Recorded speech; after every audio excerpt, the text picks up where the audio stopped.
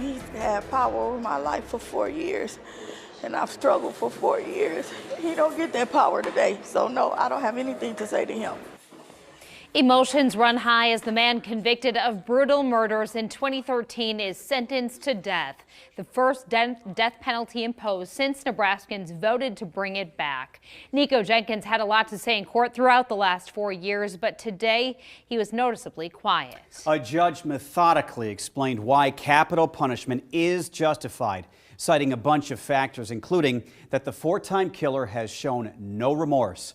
Miranda Christian was in the courtroom. She has the sentence and reaction.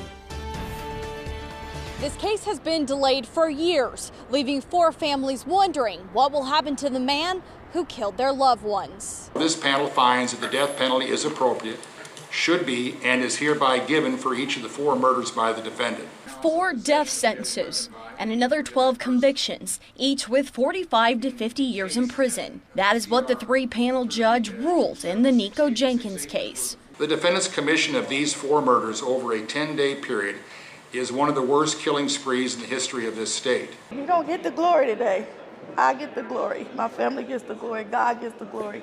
The mother of victim Curtis Bradford was emotional after the verdict. This has been too long. 4 years is a long time. She says it's time to move on and let go of what Nikko Jenkins did to her family. I absolutely one thing to say to him. He's had power over my life for 4 years, and I've struggled for 4 years. He don't get that power today. Douglas County Attorney Don Klein says Jenkins is one of the most manipulative personalities they have ever seen. And his history is a very dangerous person. And like I said, that's part of this process that the court found that he deserved the maximum punishments. The 3 judges had to weigh his past, like his family history and mental illness, against the severity of his crimes. They also compared this case to others in the past. Each one of these murders was a deliberate and planned act.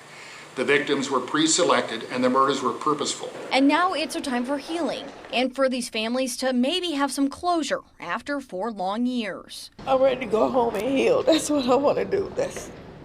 I'm tired, I'm weary, and I'm ready to go home. I don't never want to see this place here again. Even if Nikko Jenkins isn't executed, he will still have to serve a minimum of 450 years in prison for his felony convictions. Reporting at the Douglas County Courthouse, I'm Miranda Christian, 3 News Now. Today's sentence is the latest chapter in a terrible story that left 4